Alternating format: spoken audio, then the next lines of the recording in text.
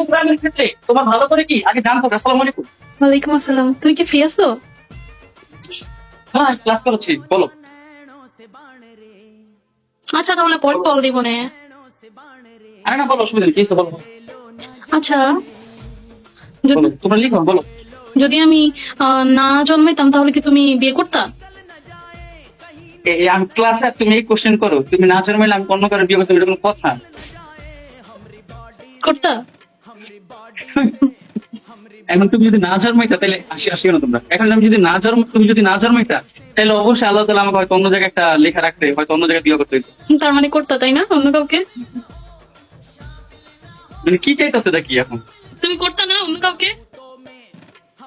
এখন আমি না করতে চাইলে তো ফ্যামিলি করতোই, মানে ও, ফ্যামিলি কথা, ফ্যামিলির ব্যবস্থা করতা, করতে। তার মানে করতা, তাই না? আমি জানতাম ভাই তুমি এমন, আমি জানতাম তুমি একটুও ভালো না।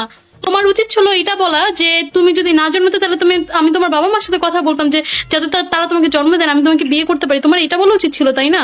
তুমি তোমাকে ভালোই বাসো না।